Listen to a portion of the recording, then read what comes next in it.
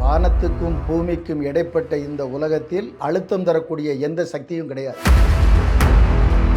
தமிழர்களுக்காக உரிமை குரல் எழுப்பி சிறையில் இருந்த தலைவர் வைகோ அவர்களுடைய சிறை தியாகத்தை கொச்சைப்படுத்தினார். இந்த 6 ஆண்டுகள்ல இதுதான் கட்சி செஞ்ச 4 பெரிய வேலைகள். இதுல உங்க பங்களிப்பு என்ன?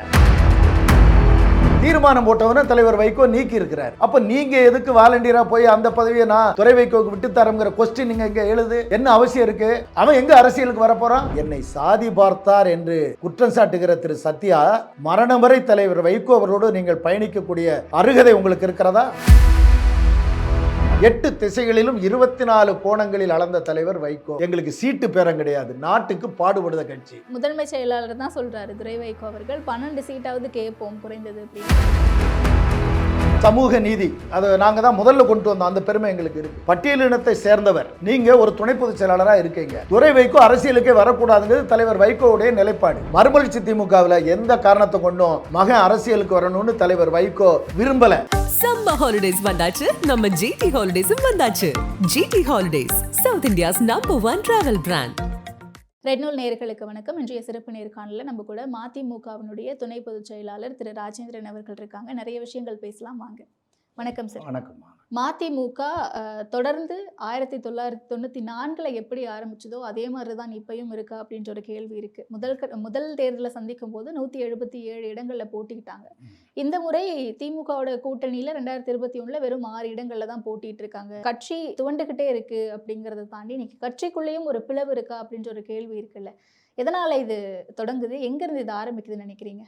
மறுமலர்ச்சி திமுகவை பொறுத்தமட்டில் அதனுடைய மூல கொள்கை என்பது தமிழ் இனத்தின் உரிமை வாழ்வு, திராவிட இயக்கத்தில் மறுமலர்ச்சி. அந்த மூல கொள்கை சிதையாமல் 31 ஆண்டுகளை கடந்து இன்னும் சொல்ல போனால் அதனுடைய வீரியம் குறையாமல் இயங்கிக் கொண்டிருக்கிறது. வெவ்வேறு தளங்களில் நின்று தமிழ் இனத்தின் உரிமைக்காக, உயர்வுக்காக தலைவர் வைகோ தலைமையில் அரும்பணி ஆற்றி வருகிறது. இது எல்லோரும் ஒப்புக்கொள்ளக்கூடிய ஒன்று தான். அதனுடைய அமைப்பு பலம் வலிமையானது. திராவிட கட்சிகளில் திராவிட முன்னேற்றக் கழகம், அண்ணா திராவிட முன்னேற்றக் கழகத்திற்கு அடுத்து அதனுடைய அமைப்பு பலம் வலிமையாக இருக்கிறது என்பதனை களத்தில் நின்று கடமையாற்றுகிறவர்கள் உணர முடியும். அந்த வகையில் நாங்கள் வலிமையாகவும் வீரியமாகவும் தமிழ்நாட்டு அரசியல் களத்தில் இயங்கிக் கொண்டிருக்கிறோம். தமிழ்நாட்டு அரசியலில் நிகரற்ற தலைவர்களில் ஒருவராக விளங்கக்கூடிய தலைவர் வைகோ அவர்கள் தலைமை தாங்கி நடத்துகின்ற சிறப்புக்குரிய இயக்கமாகவும் மறுமலர்ச்சி திமுக விளங்குகிறது. மறுமலர்ச்சி திமுகவில் பிளவு என்பது நீங்கள் சொல்வது தவறானது.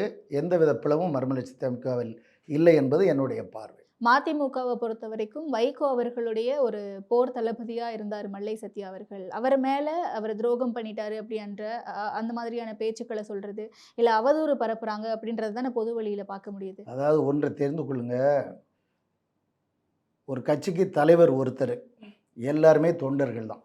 அப்படித்தான் அதை புரிஞ்சுக்கிட்டணும். என் கருத்து அதான். ஒரு கிராமத்தில் பசையெல்லாம் கையில் வளைஞ்சிக்கிட்டு வால் போஸ்ட் ஓட்டு தான் பாருங்கள், அவன் தான் ஒரு கட்சியினுடைய அடிமட்ட தலகர்த்தன்னா அவன் தான். தலைவர் வைகோ, மிச்சம் எல்லாரும் தொண்டர்கள் தான். திராவிட கட்சியில் தலைவர், தளபதி, தொண்டன் இதெல்லாம் கிடையாது. தலைவர் தன்னுடைய தோழர்கள் வலிமையாக இயங்குறவங்களுக்கு ஒரு பாராட்டு தெரிவிப்பதற்காக வேண்டி தளபதி என்றும் தம்பி என்றும் இப்படி சிலாகித்து சொல்வது ஒரு நடைமுறை. திராவிட அரசியலில் அண்ணன் தம்பி உணர்வு தான். அதை தான் நான் சொன்னேன். நான் என்னுடைய கருத்தை சொல்லலை. வைகோ அவர்களால் சிலாகித்து சொல்லப்பட்ட ஒரு நபர் தானே போர்படை சேனாதிபதி, போர்படை தளபதி அப்படின்னு சொல்லிட்டு மல்லை சத்யா. இன்னைக்கு துரோகி அப்படின்னு சொல்றதுக்கான அழுத்தம் எங்கிருந்து வருது? கட்சிக்குள்ளேயே நிறைய அழுத்தங்கள் வைகோ அவர்களுக்கு இருக்கிறதா நம்மளுடைய நேர்காணலில் மல்லை சத்யா அவர்கள் சொல்லியிருக்காரு. அந்த மாதிரியான அழுத்தங்கள் இருக்கா? வானத்துக்கும் பூமிக்கும் இடைப்பட்ட இந்த உலகத்தில் தலைவர் வைகோவிற்கு அழுத்தம் தரக்கூடிய எந்த சக்தியும் கிடையாது. அது திரு மல்லை சத்யா அவர்களுக்கே தெரியும். ஆகவே தலைவர் எந்த அழுத்தத்தின் பேரிலும் சத்யா குறித்து சொன்னார் என்பதை ஏற்றுக்கொள்ள முடியாது.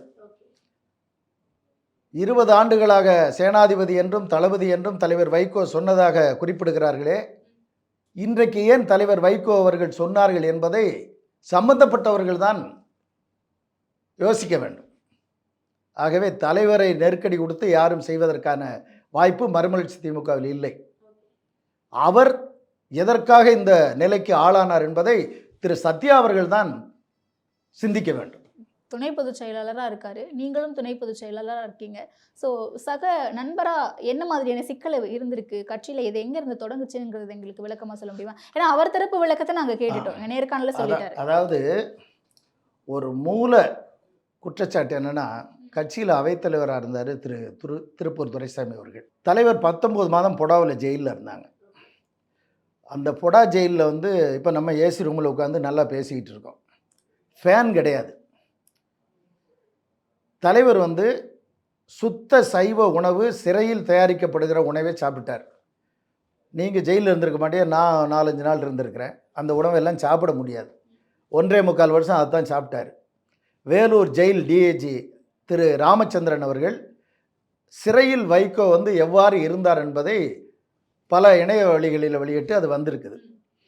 அப்படி தமிழர்களுக்காக உரிமை குரல் எழுப்பி சிறையில் இருந்த தலைவர் வைகோ அவர்களுடைய சிறை தியாகத்தை திருப்பூர் துரைசாமி அவர்கள் கொச்சைப்படுத்தினார். தலைவரிடம் கருத்து வேறுபாடு வந்து வெளியேறிய பிறகு அவ்வாறு நடந்து கொண்ட தலைவரை யாருமே சொல்லாத, எதிர்க்கட்சி கூட குறை சொல்லாத அந்த திருப்பூர் துரைசாமியோடு திரு மல்லை சத்யா அவர்கள் எல்லா விதத்திலும் உறவு வைத்து கொண்டிருந்தார் என்பதுதான் மிக மூல குற்றச்சாட்டு. தலைவருக்கு பிடிக்காது. இன்னொன்றை நான் சொல்லியிருந்தேன், இதில் தெளிவுபடுத்தியிருந்தேன். எங்கள் கட்சியில் முழுமையான சுதந்திரம் உண்டு. யாரும் எந்த கட்சிக்காரங்கிட்டையும் பேசலாம், வைக்கலாம், பார்க்கலாம், கல்யாண வீட்டுக்கு போகலாம், வைக்கலாம். தலைவர் கேட்க மாட்டார். அதில் தலைவரை யாராவது கேட்டால் வந்து சொல்லலாம். ஆனால் தலைவர் வைகோவினுடைய நாணயத்தை, தியாகத்தை கொச்சைப்படுத்திய ஒருவனோடு துணை பொதுச் செயலாளர் லெவலில் இருக்கிற ஒருவர் தொடர்ந்து தொடர்பு கொண்டு இருக்கிறார் என்பது ஏற்றுக்கொள்ள முடியாத, சகிக்க முடியாத ஒன்று. இதற்கு என்ன பெயர்? இதை என்ன பெயரிட்டு அழைப்பது? இதுதான் கட்சியினுடைய ஒவ்வொரு தொண்டருடைய கருத்து. நானும் அதிலே ஒரு தொண்டன், அவ்வளவுதான். இல்லை, இந்த ஒரு நிகழ்வு மட்டும்தானா? இது மாதிரி பல இருக்கு. உரிய நேரத்திலே தேவையான விளக்கங்களை கொடுத்து கட்சி தலைமை அறிவிக்கும். இது போன்று பல நிகழ்வுகள் இருக்கு. ஏப்ரல் 20 கட்சியில் நிர்வாக குழு நடந்துச்சு. அதில் பேசிய ஏறக்குறைய 25 பேரும் பல்வேறு குற்றச்சாட்டுகளை துணை பொதுச் செயலாளர் திரு சத்யா அவர்கள் மீது சுமத்தினார்கள். அப்போது பதில் தெரிவித்து 20 குற்றச்சாட்டுகளுக்கும் இன்னென்ன குற்றச்சாட்டு, இன்னென்னது என்னுடைய பதில் என்று சொல்லி இருந்தால் பரவாயில்ல. எந்த குற்றச்சாட்டுக்கும் பதில் சொல்லாமல் என்னிடம் ஏதாவது தவறு இருந்தால் வருத்தம் தெரிவிக்கிறேன் என்று சொன்னார். தலைவர், எங்களுடைய முதன்மை செயலாளர் துரை வைகோவும் அவரும் தலைவர் முன்னிலையிலே கரங்களை குலுக்கி அது பிரச்சனை சால்வ் ஆயிடுச்சு. அடுத்து 29 ஜூன் கூட்டம் நடக்குது. அந்த கூட்டத்தில் நான் போன கூட்டத்திலே 2 மாதத்துக்கு முன்னே எல்லாம் பேசி முடிச்சிட்டேன். ஆனால் திரு சத்யா அவர்கள் தொடர்ந்து நம்மை காயப்படுத்துகிற, நம்மை மோசமாக நினைத்து தமிழ்நாடு முழுக்க பேசி கொண்டிருக்கிற சிலரிடம் இன்னும் தொடர்பு கொண்டிருக்கிறார். இதை நான் ஆதாரமூலமாக சொல்லுகிறேன் என்று தலைவர் வைகோ அவர்கள் தெரிவித்தார்கள். ஒரு சேனாதிபதியினுடைய வேலை என்பது என்ன? தன்னுடைய தலைவனை எந்த திசையிலிருந்து ஆபத்து நெருங்கினாலும் குத்தீட்டியாக பாய்ந்து அவனை கிழித்து குதற வேண்டியதுதான் சேனாதிபதியின் வேலை. ஆனால் தலைவரை குத்தீட்டிகளால் தாக்க வருவரனுக்கு துணையாக நின்று அவனோடு தொடர்பு கொண்டு பணியாற்றுகிற உங்களை வேறு என்ன பெயரிட்டு அழைப்பது என்பதுதான் மறுமலர்ச்சி திமுக தொண்டர்களின் கருத்து. அவருடைய செயற்பாடுகள் கட்சிக்குள்ள மிக அதிகமாக இருந்திருக்கு, அவருடைய இன்புட்ஸும் அதிகமாக இருந்திருக்கு. அது எல்லாமே கட்சியில் இருக்கக்கூடிய ஒரு சிலருக்கு பிடிக்கலை. அதனால இவரை பற்றி தவறுதலாக போய் வைகோ அவர்கள்கிட்ட தொடர்ந்து பல்வேறு நிகழ்வுகள்லையும் பல்வேறு சந்தர்ப்பங்கள்லையும் சொல்லிட்டே வந்ததுனால தான் இன்னைக்கு வைகோ அவர்கள் இந்த மாதிரியான ஒரு நிலைப்பாட்டில் இருக்காரு அப்படின்னு அவர் தரப்பு நியாயத்தை சொல்கிறாரு. அதாவது ஒரு விஷயம் தெரிஞ்சுக்கிடுங்க, நான் ஒரு ஃபீல்டு ஒர்க்கர். எனக்கு தென்பகுதி தமிழ்நாட்டினுடைய தெற்கு சீமையில் இருக்கிறேன். ஃபீல்டு ஒர்க்கு பண்ணிக்கிட்டு இருக்கிற ஒரு தொண்டர்களில் நான் தலைவருடைய தம்பிகளில் ஒருத்தர். கடுமையாக வேலை பார்க்காரு, பாடுபடுதாரு, அதனால் அவரை சொல்லி இது பண்ணிட்டாங்கிற அந்த கருத்தை நான் மறுக்கிறேன். ஏன்னு கேளுங்க, கடந்த 7 ஆண்டுகளில் இந்த கட்சி 4 முக்கிய கடமையை செய்திருக்கு. 6 ஆண்டுகள் 7 ஆண்டுகளில் 3 முறை தேர்தல் நிதி திரட்டி இருக்கிறோம்.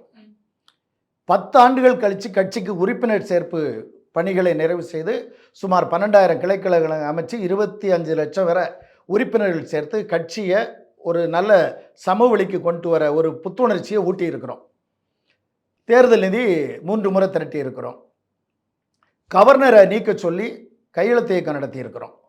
அதை கிட்டத்தட்ட 50 லட்சம் கையெழுத்துக்கு மேலே வாங்கியிருக்கிறோம். ஒவ்வொரு ஆண்டும் அண்ணா பிறந்தநாள் விழா மாநாடு 25,000 பேர்லேருந்து 2 லட்சம் பேர் வரை கலந்து கொள்ளக்கூடிய நிகழ்ச்சிகள் இந்த 6 ஆண்டுகளில் நடந்திருக்கு. இதில் நான் சகோதரனாக நினைத்து நட்பு பாராட்டி பழகிய திரு சத்யா அவர்களுடைய பங்களிப்பு என்ன என்பதை இங்கே நான் கேட்க விரும்புகிறேன். இந்த 6 ஆண்டுகளில் இதுதான் கட்சி செஞ்ச 4 பெரிய வேலைகள். இதில் உங்கள் பங்களிப்பு என்ன? இல்லை, கடந்த 3 ஆண்டுகளாக கட்சியில் வந்து அவர் பெருசாக எந்த அளவுக்கும் பங்களிப்பு கொடுக்கல அப்படிங்கிறத அவர் ஒத்துக்கிறாரு. ஏன்னா இந்த மாதிரியான சிக்கல்கள் இருக்கும்போது என்னால் அந்த இடத்துல நின்று வேலை செய்கிறது கஷ்டமாக இருக்குன்றாரு. அண்ட் ஒரு சில நிகழ்வுகளையும் சுட்டி காட்டுறாரு. துரை வைகோ அவர்கள் கட்சிக்குள்ளே வரும்போது என்னுடைய பதவியை கூட நான் கொடுக்க ரெடியாக இருக்கேன், துணை பொதுச் செயலாளர் பதவியை. துரை வைகோ அவர்கள் கட்சிக்குள்ளே வரட்டும் அப்படின்னு சொல்லும்போது உங்களுடைய பதவியை அவனுக்கு எதுக்கு கொடுக்கணும், நீங்களும் அவங்களும் ஒன்னான்னு வைகோ அவர்கள் கேள்வி கேட்டது. இந்த மாதிரியான நிகழ்வுகளை சுட்டி காட்டுறாருல. அதில் அடிப்படையில் ஒன்று புரிஞ்சுக்கிடுங்க. துரை வைகோ அரசியலுக்கு வரணும்னு சொல்லி விருதுநகர் மாவட்டத்தில் ஒரு ஒன்றிய கழகம் தீர்மானம் போட்டுச்சு. அந்த ஒன்றிய செயலாளர் மீது தலைவர் வைகோ ஒழுங்கு நடவடிக்கை எடுத்தார். துரை வைகோ அரசியலுக்கு வரணும்னு எப்படி தீர்மானம் போடலான்னு தலைவர் வைகோ ஒழுங்கு நடவடிக்கை எடுத்தார். அந்த காலகட்டத்தில் திரு சத்யா அவர்கள் துரை வைகோ இந்த மாதிரி தீர்மானம் போட்டிருக்காங்க, வந்தால் வரட்டும், நான் ஆதரிக்க தயாராக இருக்கிறேன், தேவைப்பட்டால் என் பதவியே கொடுக்கன்னு சொல்கிறாரு. இப்போ என் பதவியை நான் என் இஷ்டப்படி போய் நான் கொடுக்கன்னு சொல்லிட முடியாது. என்ன காரணம்? 5 துணை பொதுச் செயலாளர்கள் பொதுக்குழு தேர்ந்தெடுத்து நாங்கள் உட்கார்ந்துருக்கிறோம். அதில் ஒரு துணை பொதுச் செயலாளர் பட்டியலினத்தை சேர்ந்தவராக இருக்க வேண்டும் என்பது திராவிட இயக்கத்தில் மறுமலர்ச்சி திமுக தான் முதலாக கொண்டு வந்த சமூக நீதி அந்த பிரிவு. அதை நாங்கள் தான் முதல்ல கொண்டு வந்தோம். அந்த பெருமை எங்களுக்கு இருக்குது. அந்த வகையில் பட்டியலினத்தை சேர்ந்தவர் நீங்கள் ஒரு துணை பொதுச் செயலாளராக இருக்கீங்க. துரை வைகோ அரசியலுக்கே வரக்கூடாதுங்கிறது தலைவர் வைகோவுடைய நிலைப்பாடு. தீர்மானம் போட்டவன தலைவர் வைகோ நீக்கி இருக்கிறார். அப்போ நீங்கள் எதுக்கு வாலண்டியராக போய் அந்த பதவியை நான் துரை வைகோவுக்கு விட்டுத்தரங்கிற கொஸ்டின் நீங்கள் இங்கே எழுது? என்ன அவசியம் இருக்குது? என்ன சத்யா நீங்கள் இப்படி பேசுகிறீங்க? அவன் எங்கே அரசியலுக்கு வரப்போகிறான்? உங்கள் பதவி என்ன நீங்கள் ஏன் விட்டுத்தரணும்னு சொல்கிறீங்க? இப்படி கேட்டது தவறா? இது தலைவனுடைய இலக்கணத்தோடு தலைவர் வைகோ கேட்ட கேள்விங்கிறது என்னுடைய ஆணித்தரமான அழுத்தம் திருத்தமான விளக்கம். நீயும் அவனும் ஒன்னா அப்படின்னு கேட்டதை தாண்டி தலைவருடைய ஸ்டைல் அப்படி கிடையாது, அது எல்லாருக்கும் தெரியும். துரை வைகோ அரசியலுக்கே வர முடியாது, வர மாட்டார். கட்சி இழுத்துட்டு வந்திருக்கு. ஆனால் தலைவருடைய ஸ்டாண்டு அதான். நீங்கள் அதை நீங்கள் முதல்ல புரிஞ்சுக்கிடுங்க. துரை வைகோ அரசியலுக்கு வரமாட்டார்னு திட்டவட்டமா தலைவர் வைகோ சொல்லிட்டார். யாரும் எனக்கு அது புரியுது. ஏன்னா இன்னைக்குமே வைகோ அவர்கள் மேல இருக்கக்கூடிய விமர்சனம் அதுதானே. சொந்த மகன் வாரிசு அரசியல் எதிர்த்து தான் மதிமுக தொடங்கினாரு. ஆனா இன்னைக்கு சொந்த மகனையே கட்சிக்குள்ள வச்சிருக்காருன்ற இதுதான் முக்கியமான பாயிண்ட். இது தமிழ்நாட்டில் இருக்கிற அத்தனை பேருக்கும் நான் சொல்லிக்கிட்டேன். நான் 6 மாதத்துக்கு முன்னே இன்னொரு யூடியூப் சேனல்லையும் இதுக்கு பதில் சொன்னேன்.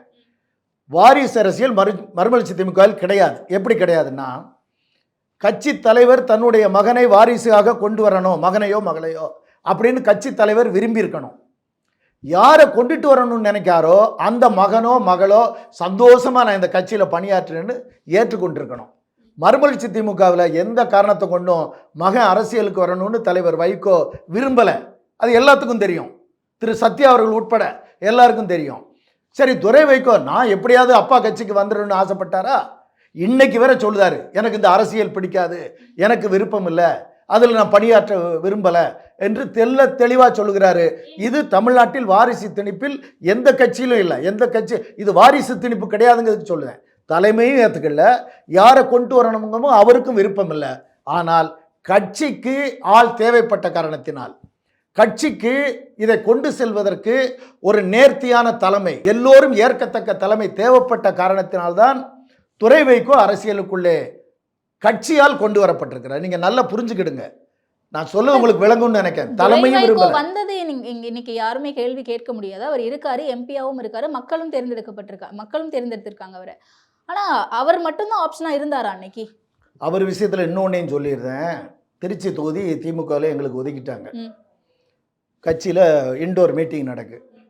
அதில் துரை வைகோ பேசுகிறார். என்ன பேசுகிறாருன்னா, நான் திருச்சியில் நாடாளுமன்ற உறுப்பினர் ஆகணுங்கிற அவசியம் கிடையாது. இந்த கூட்டத்தில் இருக்கிற பொருளாளர் செந்திலதிபன், இந்த கூட்டத்தில் இருக்கிற துணை பொதுச் செயலாளர் மல்லை சத்யா, கட்சியினுடைய முக்கிய நிர்வாகியான ஆவடி அந்திரிதாஸ், அப்படி 7 பேர் பேரை சொல்லுதார். இந்த 7 பேரில் ஒருத்தரை நீங்கள் திருச்சியில் நிப்பாட்டுங்கன்னு சொன்னார் துரை வைகோ. தேர்தலுக்கு 2 மாதத்துக்கு முன்னே திருச்சி எங்களுக்கு ஒதுக்கணுன்னு இது எந்த யூடியூப் சேனலையும் இதுவரை எங்கள் கட்சியை நாங்கள் சொல்லலை. முதல் தடவையாக நான் சொல்கிறேன். மைக்கை பிடிச்சு பேசுகிறார், திருச்சி தொகுதி துரை வைகோக்குன்னு கட்சி நினச்சிக்கிட்டு இருக்கு. ஆனால் துரை வைகோ என்ன பேசினார்னா, செந்திலிவனுக்கோ மல்லை சத்யாவிற்கோ ஆவடி அந்திரிதாஸுக்கோன்னு சொல்லி 7 பேரை சொல்லி தயவு செய்து இவர்களில் ஒருவரை நீங்கள் தேர்வு செய்யுங்கள், நான் நாடாளுமன்ற உறுப்பினராக இருக்க வேண்டும் என்கிற கட்டாயம் கிடையாது என்று பகிரங்கமாக பேசியவர் துரை வைகோ. எதிரே உட்கார்ந்திருந்த மூத்த முன்னோடிகள் திருச்சியிலே நீங்கள் நின்று இந்த கட்சிக்கு ஒரு பொறுப்புக்கு வந்து கட்சியை பாதுகாக்க வேண்டும் என்பதற்காகத்தான் திருச்சியை பெற்றிருக்கிறோம், இதிலே நீங்கள் மாற்று கருத்து சொல்லக்கூடாது, இவ்வாறு பேசக்கூடாது என்று ஒட்டுமொத்தமாக எதிரே இருந்தவர்கள் எழுந்து சொன்னதை தொடர்ந்து அந்த பிரச்சனை சால்வ் ஆயிடுச்சு. இதில் துரை வைகோவுக்கு என்ன பெரிய ஆசை வந்துருச்சு? தவறான கருத்து. ஆக இந்த வாரிசு அரசியலை நான் தெளிவுபடுத்திருந்தேன். எங்கள் கட்சியில் வாரிசு அரசியல் என்பதே கிடையாது. தலைமையும் விரும்பல, யாரை கொண்டு வரணும்னு நினைக்கமோ அவரும் ஏத்துக்கல. இல்ல இது உங்களுடைய கருத்து, கட்சியுடைய ஸ்டாண்ட். பட் வெளியில இருந்து பாக்குறவங்க அது அப்படிதானே மென்ஷன் பண்ணுவாங்க. உண்மையை நாங்க வெளிப்படுத்துறோம். புரியுது. நான் சொல்றதுக்கும் மற்ற கட்சிகளிலே வாரிசுகள் கொண்டு வரப்பட்டதையும் பொதுமக்கள் ஆராயட்டும். அந்த அடிப்படையில் நாங்க வந்திருக்கிறோங்க சொல்றோம். ஓகே, புரியுது. இப்போ மல்லை சத்யா அவர்களுக்கு வருவோமே, அவர் அந்த காலத்தில் இப்படியான ஒரு சுச்சுவேஷன் இருக்குது அப்படிங்கிறத பல்வேறு நிலைகளில் கோடிட்டு காட்டுறாரு. அண்ட் எனக்கு துரோகி பட்டம் கொடுத்ததுக்கு விஷம் வாங்கி கொடுத்துருக்கலாம் அப்படின்ற அளவுக்கு அவர் பேசுகிறாரு. மாத்தையனோட ஒப்பிட்டு பேசும்போது மாத்தையன் எப்படி பிரபாகரனுக்கு துரோகம் செய்தாரோ அதே மாதிரி தான் மல்லை சத்யா வைகோவுக்கு துரோகம் செய்து விட்டார் அப்படின்னு சொல்கிறத, அடுத்து மாத்தையனுக்கு என்ன நடந்தது, அவர் கொல்லப்பட்டார், அப்போ நானும் எனக்கும் மரணம் தானே அடுத்து அப்படின்ற கேள்வியெல்லாம் வைக்கிறாரு. இது மிகப்பெரிய அளவான ஒரு கேள்வியாக இருக்குல்ல. அதாவது தலைவர் வைகோ அவர்கள் திரு மல்லை சத்யா அவர்களை தன்னுடைய சேனாதிபதி என்றும் தன்னுடைய தலகத்தில் ஒன்று என்றும் பலவாறு அவர்களை புகழ்ந்திருக்கிறார்கள். அவர் கட்சிக்கு வேலை பார்த்தார் என்பதை தலைவர் வைகோ அவர்களும் மறுக்கவில்லை. மாத்தையாவோடு இவரை தலைவர் கம்பேர் பண்ணான்னு யோசிச்சிங்கன்னா, மாத்தையா ஒரு நல்ல வீரர், பிரபாகரன் நேசித்த வீரர். பிற்காலத்தில் தமிழீழம் அமையுமையானால் மாத்தையாவை அந்த நாட்டின் அதிபராக ஆக்கலாம் என்று பிரபாகரன் சிந்தித்தார் என்று சொல்லக்கூடிய அளவிற்கு பிரபாகரனுக்கு அருகாமையில் இருந்தவர். அத்தனை சிறப்புக்குரிய மாத்தையா பிரபாகரனை கொல்வதற்கு திட்டமிட்டார் என்கிற கொடிய பழிக்கு ஆளானதன் விளைவாக தமிழ் கூறும் நல்லுலகில் மாத்தையா துரோகியாக அறியப்படுகிறார். உங்களை நான் இப்படி நினச்சிருந்தேன், இப்படி சேனாதிபதினு உங்களை போற்றியிருந்தேன், இந்த கட்சியை வருங்காலத்தில் நடக்கக்கூடிய தலகர்த்தர்களில் ஒருவராக நினைத்திருந்தேன், நீங்களே எனக்கு துரோகம் செய்யலாமா என்பதை சுட்டி காட்டுவதற்கு தலைவர் பயன்படுத்தியது அந்த எக்ஸாம்பிள் தான் மாத்தையா. அதை நீங்கள் புரிஞ்சுக்கிடுங்க. இல்லை, அவர் ஏன் அந்த எக்ஸ்ட்ரீமுக்கு போறாருன்னு நினைக்கிறீங்க மல்லை சத்யா? அப்ப தான் போற்றி வளர்த்த ஒரு சேனாதிபதி தனக்கு துரோகம் செய்கிறார் என்று தெரிந்தபோது அதை தாங்கிக் கொள்ள முடியாமல் வெடித்தது தான் தலைவர் வைகோ அவர்களுடைய வார்த்தை. கட்சியில் 25 லட்சம் பேர் இருக்காங்க, 15,000 நிர்வாகிகள் இருக்காங்க. ஏன் தலைவர் வேற யாரையும் சொல்லலையா? யாரையும் சொல்லலையே. வேற யாரையாவது தலைவர் எதுவும் சொல்லியிருக்காரா? எங்கள் கட்சியில் ஒரு பழக்கம் உண்டு, சாதாரண கிளைக்கழக செயலாளர் தலைவர் வைகோட்ட பேசலாம், சாதாரண தொண்டன் துரை வைகோவுக்கு வாட்ஸ்அப் போட்டு இதுக்கு என்ன பதில், இந்த கோரிக்கைக்கு என்ன பதில் சொல்லணும்னு பேசலாம். எங்கள் கட்சியில் அப்படி ஒரு ஒழுங்குமுறை இன்றைக்கு வரை இருக்கு. அப்படி இருக்கும்போது உங்களை ஏன் குறிப்பிட்டு தலைவர் சொல்லுகிறார்? உங்களுடைய தப்பை நீங்கள் உணரவில்லை. ஏப்ரல் 20ஆம் தேதி சுட்டிக்காட்டி உங்களை இணைத்து வைத்த பிறகும் கூட கட்சிக்கு கெடுதல் நினைத்து கொண்டிருந்த ஒருவரோடு நீங்கள் தொடர்பில் இருந்திருக்கிறீர்கள். அவர்கள் தொடர்பு கொண்டால் நான் என்ன செய்துன்னு ஒரு விளக்கம் திரு சத்யா அவர்கள் சொல்லியிருக்காங்க. அவர்கள் தொடர்பு கொண்டது மட்டுமல்ல, நீங்களும் தொடர்பு கொண்டிருக்கிறீர்கள், இதற்கு ஆதாரம் இருக்கிறது என்று தலைவர் வைகோ அவர்களே சொல்லியிருக்கிறார். அப்போ தலைவர் வைகோவை மோசமாக பேசுகிறவனை, தவறாக சித்தரிக்கிறவனை, தலைவர் வைகோவே கடவுள் என்று நினைக்கக்கூடிய கட்சி தொண்டர்கள் மத்தியில் நீங்கள் சேனாதிபதி மோசமாக பேசுகிறவனுடன் என்ன தொடர்பு? அதற்கு என்ன பேர்? எப்படி அழைப்பது? அதை எவ்வளவு நாளா இந்த தொடர்பு இருக்கு? இது எப்ப கண்டறியப்பட்டுச்சு? ஏன் இப்ப இந்த நடவடிக்கை எடுக்கணும்? தொடர்பு எவ்வளவு நாளாக இருக்கிறது என்றால், இவர்கள் கட்சியை விட்டு போய்விட்டார்கள். போன காலத்திலிருந்து அவர்களோடு இவருக்கு தொடர்பு இருக்குது என்பது பரவலாக கட்சியில் தெரியும், எல்லாருக்குமே தெரியும். அதை நாம் வைத்து அதை முறையாக கண்டறிந்து இவருடைய தொடர்புகளை எல்லாம் உறுதிப்படுத்தப்பட்ட பின்னர் எழுந்தது தான் இந்த இஷ்யூ, இந்த நிகழ்ச்சிகள். அதான் அதில் காரணம். எடுத்தோடனே ஒருத்தர் நீங்கள் அங்கே பேசி எங்கே பழகிறீன்னு சொல்ல முடியாது இல்லையா? இல்லை, தனிப்பட்ட ரீதியாக ஏதாவது இன்வெஸ்டிகேஷன் பண்ணாங்களா அவர்கிட்ட? அவரை கூப்பிட்டு வச்சு பேசுறது, இல்லை கட்சியினுடைய அந்த கமிட்டி அமைச்சு அவங்களுக்குள்ள நிறைய நடவடிக்கைகள், இல்லை விசாரணை அப்படிங்கிறது இதெல்லாம் நல்ல கேள்வி. ஏப்ரல் 20 நிர்வாக குழு கூடிச்சு. அதில் குற்றச்சாட்டுகள் அடுக்கப்பட்டன. நான் சொன்னது 2, இது மாதிரி 20 குற்றச்சாட்டுகள் அடுக்கப்பட்டன. பல நிர்வாகிகள், மாவட்ட செயலாளர்கள் பல செய்திகளை பேசினார்கள். அதை இதுக்கு மேலே விவரிக்க முடியாது. அதில் எல்லா குற்றச்சாட்டுகளுக்கும் திரு சத்யா அவர்கள் 1 by 1 அவர் விளக்கம் சொல்லியிருக்கணும். விளக்கம் சொல்லலை. ஒரு குற்றச்சாட்டுக்கு விளக்கம் சொல்லலைன்னா அதுக்கு பதில் என்ன? உங்கள்கிட்ட விளக்கம் இல்லை, குற்றச்சாட்டு உறுதியானது என்பதுதான் பொருள். அன்றைக்கு தான் 2 பேர் கையையும் பிடிச்சி தலைவர் இணக்கமாக்கி சத்யா நமக்கு பாடுபட்டிருக்கார் வச்சிருக்காருன்னு சொல்லி தலைவர் அதை சரி பண்ணிட்டார். அடுத்து 20 நாள்லேருந்து 29/6 இடையில் எவ்வளோ நாள்னு பாருங்கள். கிட்டத்தட்ட ஒரு 2 மாதம் கூட இல்லை. திரும்பவும் அதே போல் நம்மிடந்து விலக்கப்பட்ட ஒருவரோடு நெருங்கிய தொடர்பு இருந்து அவர் தமிழ்நாடு முழுக்க ஒரு சின்ன நெட்வொர்க்கை வச்சு அங்கே பேசுகிறது இங்கே பேசுகிறது, தலைவரை பற்றி எல்லாரை பற்றியும் துறை வைக்கோவை பற்றி குறை சொல்கிறது, கட்சியை மோசமாக பேசுகிறது, இப்படி தொடர்பு உள்ள ஒருத்தர்கிட்ட நீங்கள் தொடர்பு வச்சுருக்கீங்க, நான் ஆதாரம் இல்லாமல் குற்றஞ்சாட்ட மாட்டோம்னு 24 கூட்டத்துக்கு பிறகு 29/6 ஜூன் 29 கூட்டத்தில் தலைவர் குற்றஞ்சாட்டுதார். அதுக்கு பதில் இல்லை. அப்புறம் வேறு என்ன இதுக்கு விளக்கம் வேணும்? வேறு என்ன ஆதாரம் வேணும்? நீங்கள் தலைவருடைய சேனாதிபதினா என்ன இப்படி சொல்லலாம்? நான் அங்கே அந்த பழக்கம் எனக்கு கிடையாது, அவன் கிட்டத்திலே என்கிட்டே வர முடியாது, தலைவரை பேசுகிறவன் என் பக்கத்தில் எப்படி இருப்பான் என்றல்லவா நீங்கள் சொல்லி கழக தொண்டர்களிடம் உங்கள் நம்பகத்தன்மையை உறுதி செய்திருக்க வேண்டும். அவ்வாறு இல்லை என்கிற நீங்கள் அவ்வாறு உங்கள் நம்பகத்தன்மையை உறுதிப்படுத்தவில்லை என்கிற கவலை எங்களுக்கு இருக்கிறது. வேற எப்படி வச்சிருக்க முடியும் அப்படிப்பட்டவர்களை? ஏன்னா அந்த சந்தேகம் எல்லாருக்குமே இருந்துச்சு. 2 மாசத்துக்கு முன்னாடி கூட துரை வைகோ அவர்கள் முதன்மை செயலாளர் பொறுப்பிலிருந்து நான் விலகிக்கிறேன்னு சொல்லும்போது வைகோ அவர்கள் 2 கைகளையும் பிடித்து சேர்த்து வச்சு இணைச்சு வச்சாச்சுல்ல, முடிஞ்சது. ஏன் இந்த சிக்கல்? அடுத்து தலைவர் பேசுறாரு. அன்னைக்கு இணைச்சு வச்சாச்சு. அன்னைக்கு என்ன கட்சியில் எல்லாம் உள்ள இருந்தவங்க எல்லாம் 25 பேர் பேசுனாங்களா, அவங்களாம் சொல்லுவாங்க தலைவர் ஏன் இவ்வளவு குற்றஞ்சாட்டி இருக்கோம் ஒன்றுமே சொல்லலையே அப்படின்னு. தலைவர்கிட்ட ஒரு நல்ல பழக்கம் உங்கள் மூலமாக தமிழ்நாடு முழுக்க சொல்லியிருந்தேன், மனதார கட்சியை விட்டு நீக்கிறதுக்கு யாரையும் சம்மதிக்க மாட்டார். திமு ராஜேந்திரன் சொல்லலாம், துரை வைகோ சொல்லலாம், செந்திலிதவன் சொல்லலாம், மாவட்ட செயலாளர்கள் சொல்லலாம், சாமானியமாக தலைவர் யாரையும் கட்சியை விட்டு நீக்க எந்த ஒரு தொண்டனையும் சம்மதிக்க மாட்டார். திமுக காலத்திலிருந்து 42 ஆண்டுகளாக தலைவர் வைகோவை மாணவ பிறந்து விட்டு நான் பார்த்துட்டு வரேன். தலைவர் தன்னை விமர்சிக்கிறவர்களையும் தாங்கிக் கொள்வார்கள், அதில் அவருடைய இயல்பு. அதனால் அதுக்கு வாய்ப்பு இல்லை. ஆனால் அன்றைக்கு எல்லாம் சரி பண்ணியாச்சுல்ல, அப்புறம் நீங்கள் அதுக்கு தக்கவாறு நீங்கள் நடந்துக்கணும்ல. திரும்பவும் திருப்பூர் துரைசாமி போன்றே இன்னொரு திருப்பூர் முத்துரத்தனத்துடன் உங்களுடைய உறவு வளர்ந்துருக்கிறது. முத்துரத்தனம் இந்த கட்சியில் எம்எல்ஏவுக்கு நின்றவர், தலைவருக்கு ஒரு காலத்தில் வேண்டியவர். அவர் தலைவருக்கு நேர் விரோதமாக சிந்திக்கிறார், நேர் விரோதமாக போய்கொண்டிருக்கிறார். அவரோடு நீங்கள் தொடர்பு வைத்திருக்கிறீர்கள், ஆதாரபூர்வமாக இதை குற்றஞ்சாட்டுகிறேன்னு தலைவரே சொல்ல வேண்டிய நெருக்கடிக்கு ஆளாகினார். திரு சத்யா அவர்கள் தனக்கு கொடுத்த வாய்ப்பை பயன்படுத்தி தலைமை கழகத்தினுடைய நம்பகத்தன்மையோ கட்சியினுடைய தொண்டர்களின் நம்பகத்தன்மையோ அவர் தொண்டர்கள் நம்புகிற அளவிற்கு தன்னுடைய இயல்பை அவர் மாற்றிக்கொள்ளவில்லை என்பதுதான் எனது கருத்து. அண்ட் இந்த விவகாரம் இப்போ எப்படி பார்க்கப்படுது அப்படின்னா, 2026 தேர்தல் வரப்போகுது. கொஞ்ச நாளைக்கு முன்னாடி வரைக்கும் பாஜக தரப்புலேருந்து திமுகவிலிருந்து மிகப்பெரிய ஒரு கூட்டணி கட்சி எங்களுடைய கூட்டணிக்கு வரப்போகிறாங்க அப்படின்ட்டு அப்போவே பெரும்பாலான சலசலப்புகள் என்ன இருந்துச்சுன்னா மதிமுகவாக தான் இருக்கும் அது கட்சி அப்படின்னு இருந்துச்சு. இப்போ இருக்கக்கூடிய விஷயங்கள் பார்க்கும்போது திரு மல்லை சத்யா அவர்கள் மதிமுகவிலிருந்து திமுகவுக்கு போக போகிறாரு. அப்படி போனால் இங்கே இருக்கக்கூடிய நிகழ்வுகள் என்னவா இருக்கும்? வைகோ அதை எப்படி ஹேண்டில் பண்ணுவார்? ஸ்டாலின் அவர்கள் அதை எப்படி ஹேண்டில் பண்ணுவாங்கன்ற கேள்விகளுக்கெல்லாம் மத்தியில் ஒரு குழப்பமும் ஏற்படுத்திருக்குல்ல.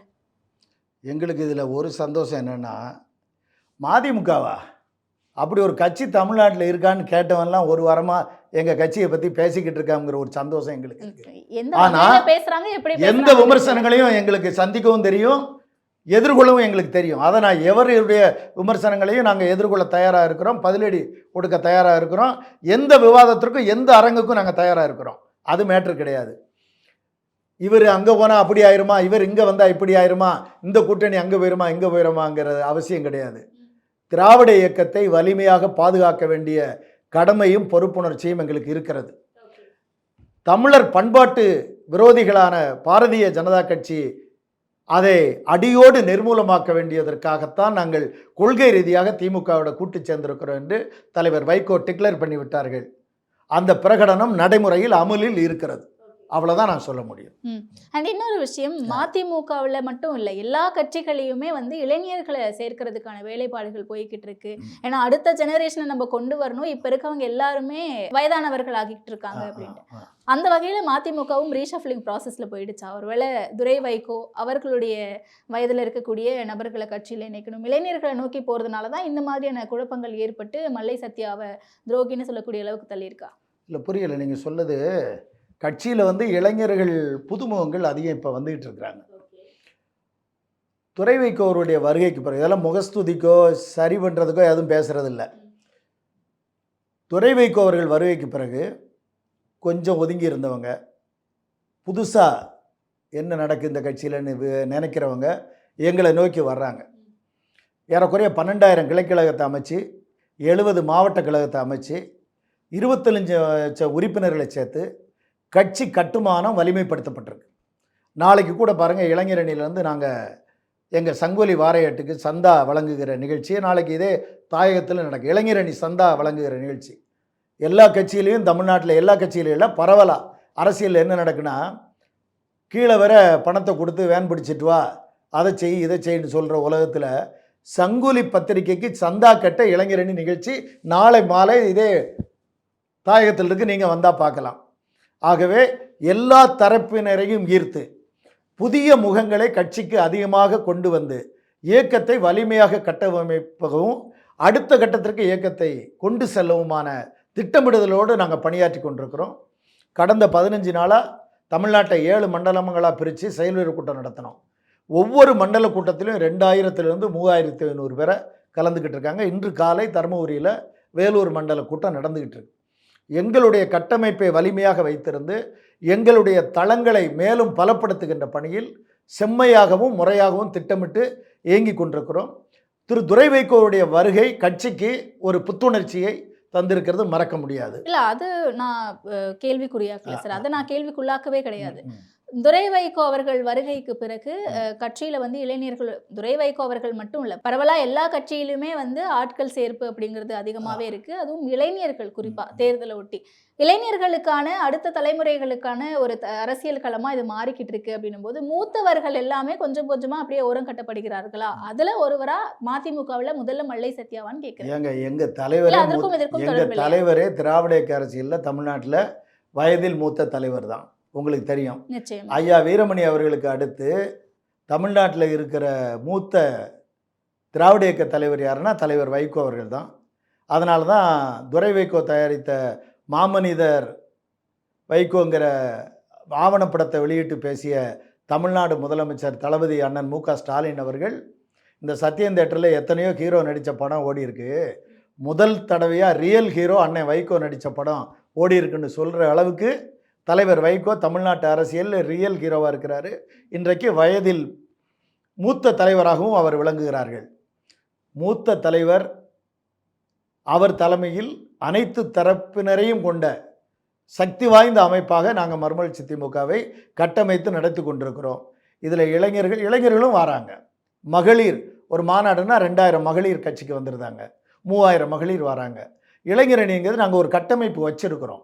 இப்போது கூட நாங்கள் வலியுறுத்துவது புதிய பொறுப்புகளுக்கு இந்த மாவட்ட அளவில் ஒன்றிய அளவில் 40 வயதிற்கு உட்பட்டவர்களை கொண்டு வந்து அடுத்த கட்டத்துக்கு நகர்த்தணுங்கிற பார்வையோடு நாங்கள் இயங்கிக்கிட்டு இருக்கோம். ஆகவே இளைய சமுதாயத்தை அரசியலுக்கு கொண்டு வரணும் அப்படிங்கிறதுக்காண்டி மூத்தவர்களை நாங்கள் புறக்கணிக்கிறோங்கிற அந்த படியான அந்த பார்வை தவறானது, அதுக்கு வாய்ப்பு இல்லை. ஓகே, ஸோ வரப்போகிற தேர்தலில் மதிமுக எத்தனை சீட்டுகள் எதிர்பார்க்கும் திமுகவிடம்? மறுமலர்ச்சி திமுக தொடங்கப்பட்டது சீட்டுக்காக வேண்டி கிடையாது. தந்தை பெரியார் ஒரு வாசகம் கோட் பண்ணியிருக்காரு, சிறிய கட்சியாக இருந்தாலும் உண்மையும் உழைப்பும் இருந்தால் பெரிய கட்சிகள் சாதிக்காததை சாதிக்க முடியும்.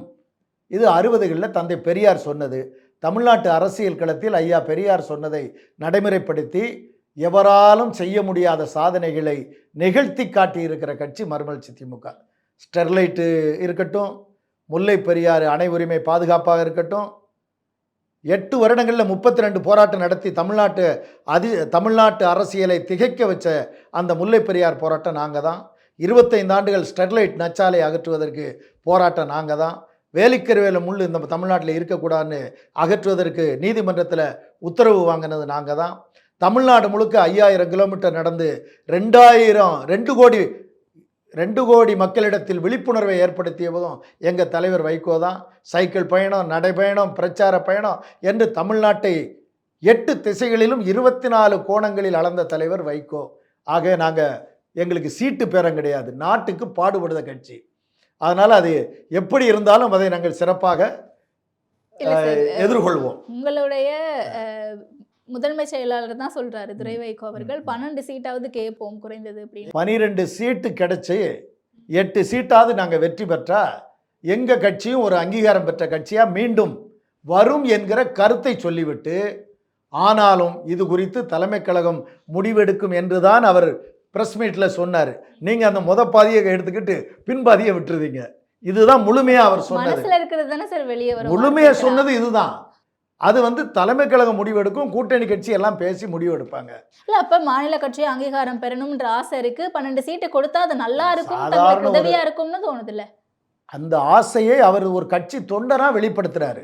எல்லாத்துக்கும் அந்த ஆசை இருக்கும். ஆனால் பொது நோக்கத்தில் அது தவறில்லை. ஆனால் பொது நோக்கத்தில் இணைந்து பணியாற்றுகிற போது எல்லாவற்றையும் பிறன் வலியும் தன் வலியும் மாற்றான் வலியும் துணை வலியும் தூக்கி செயல் என்று வள்ளுவர் சொல்கிறாரு. அதனால் இதெல்லாம் நாங்கள் கணக்கு போட்டு எல்லா லாப நட்ட கணக்கையும் போட்டு அதுக்கு ஏற்ற மாதிரி இருப்போம். ஆனால் கொள்கை சார்ந்து தான் எங்களுடைய பணி இருக்கும். அது எந்த தேர்தல் நாங்கள் யாரு கூட சேர்ந்திருந்தாலும் கொள்கை ரீதியாக தான் இருக்குங்கிறத நான் இங்கே சுட்டிக்காட்டேன். ஓகே, தேர்தல் நெருக்கிட்டு இருக்கக்கூடிய இந்த வேளையில் மல்லை சத்யா விவகாரம் அப்படிங்கிறது மதிமுகவுக்கு ஒரு பின்னடைவாக இருக்கும். மல்லை சத்யா மீது தான் எல்லா நியாயங்களும் இருக்குது அப்படின்ற விமர்சனங்களை பொது வழியில் பார்க்க முடியுதுல்ல? எந்த தனி மனிதருக்கும் எந்த ஒரு தனி மனிதனுடைய வெளியேறதோ வெளியேற்றமோ எந்த காரணத்தை கொண்டும் ஒரு கட்சியை பாதிக்காது. தலைவர் வைகோ அவர்கள் திமுகவிலிருந்து வெளியேற்றப்பட்டதே செங்குத்தான பிளவு என்று பத்திரிகைகள் வர்ணித்தன, பல அரசியல் கட்சிகள் வர்ணித்தன. ஆனாலும் கூட காலப்போக்கில் எங்கள் வெளியேற்றத்தையே தாங்கி கொண்டு திமுக வலிமையாகத்தான் களத்தில் நின்று அது சாதனை படைத்தது. தலைவருடைய வெளியேற்றம் என்பது செங்குத்தான பிளவு. ஆனால் அதன் பிறகு 100,000 வெளியேற்றங்கள் பல கட்சிகளில் நடந்திருக்கு. யூடியூப் சேனலில் எங்களை இப்போ சொல்லுகிற நம்ம அண்ணன் தியாகு அவர்கள், அண்ணன் ஐயநாதன் அவர்கள், அண்ணன் ரவீந்திரன் துரைசாமி அவர்கள், இவங்கள்லாம் கூட ஒவ்வொரு கட்சியிலிருந்து ஒவ்வொரு காலகட்டத்தில் வெளியேற்றப்பட்டவங்க தான். இவங்கள்லாம் நான் யூடியூப்பில் பேசுகிறத நான் பார்க்குறேன். அவங்களுக்கு என்னுடைய கருத்து, திரு மல்லை சத்யாவினுடைய கருத்தை நீங்கள் பலிதிக்கிங்க. கட்சி தலைமை என்ன சொல்லுதுங்கிறத எங்கள்கிட்ட யார்ட்டையாவது நீங்கள் கேட்டிருக்கீங்களா? அப்போ நீங்கள் ஒரு தரப்பு ஆளா? யூடியூப் சேனலில் விவாதிக்கிறவங்க ஒரு தரப்பு ஆளா? நான் குறிப்பிடுத எல்லாருமே தலைவர் வைகோ மீது மதிப்பு கொண்டவர்கள். அவர்களை நான் குறைச்சி இங்கே சொல்லலை. நீங்கள் ஒரு தரப்பை கேட்டுவிட்டு ஏன் பேசுகிறீர்கள்? எங்கள் தரப்பு என்ன, தலைமையினுடைய தரப்பு என்ன, தலைவர் வைகோ அவருடைய மன வேதனை என்ன, அதை ஏன் நீங்கள் கேட்கவில்லை என்பது என்னுடைய கருத்து. தனிப்பட்ட திரு சத்யா அவர்கள் சத்யா அவர்களுடைய பிரச்சனையோ மற்ற எந்த தனிப்பட்ட பிரச்சனையும் ஒரு இயக்கத்தை பாதித்ததாக வரலாறு இல்லை. நிறைவான ஒரு கேள்வி, இறக்கும் வரை மரணிக்கும் வரை எனக்கு வைகோ தான் எல்லாமே, அவர் தான் என் தலைவர், அவர் மேலே நான் அளவு கடந்து அன்பு வச்சிருக்கேன் அப்படின்னு சொல்கிறாரே சத்யா. அவர் இப்போ 3 நாள் 4 நாளாக பேசுகிறேன். இன்னைக்கு கூட நான் ஒரு யூடியூப்பில் ஒன்று போட்டிருக்கேன். தலைவரை 2-3 விஷயத்தில் யாரும் குறை சொல்ல முடியாது. எங்களுடைய அரசியல் பகைவர்கள் பல தாக்குதல் தொடுப்பாங்க. தலைவர் வைகோ லஞ்ச லாவண்யத்திற்கு அப்பாற்பட்ட நெருப்பு. அது கூட இருக்கவங்களுக்கு தெரியும். வெளியில் ரோட்டில் போகிறவங்க வரவங்க பேசுறதை வச்சு நம்ம கணிக்க முடியாது.